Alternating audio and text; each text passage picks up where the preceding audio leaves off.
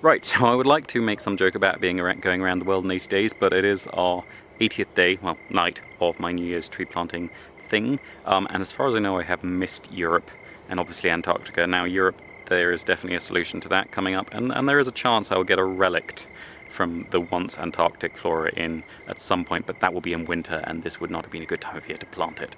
But let's get on with it. Right, so today's planting is one that is quite straightforward. It's a little bit of a callback to previous ones. What is less straightforward is this had been intended as a day planting, so I have 3 sets of things to go in, but unfortunately I missed that window. So what we're putting in today is 3 Pachira glabra, whereas previously we've been putting in Pachira glabra in a very exposed situation in the north end of the property.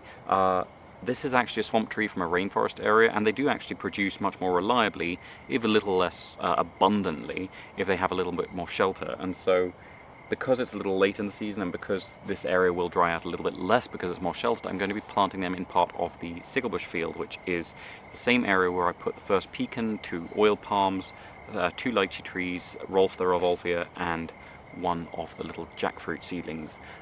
So they will be going in between the oil palms, the lychees, and the jackfruit, and they should hopefully be a relatively fast-growing tree to add to the subcanopy here, which should support the slower growing trees as they come up, keep it a little bit more humid around the bases of those, even once things like the oil palms and the jackfruit get taller than them, and just generally add a little bit more diversity to the mix, because these are Bombicaceae, so same family I think as the Kapok, but not closely related to anything in this field apart from one of the self-seeded baobabs, which I believe is also in the same family.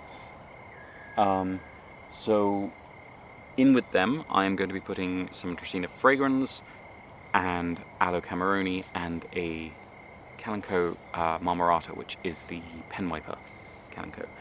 But yeah, that should be everything for tonight. Thank you very much for watching. Please tune in again tomorrow when I will actually be planting in daylight, I really hope.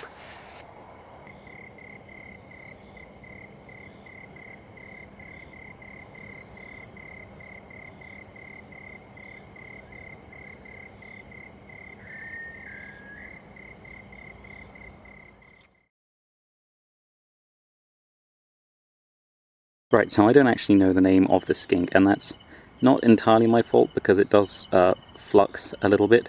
So this is one of the species in the so-called Trichilia varia complex, which aren't all actually that closely related. So there's a whole range of similar looking, usually live-bearing, sometimes egg-laying skinks up and down southern and eastern and central Africa, which were at one point all considered similar enough to some skinks from South Africa.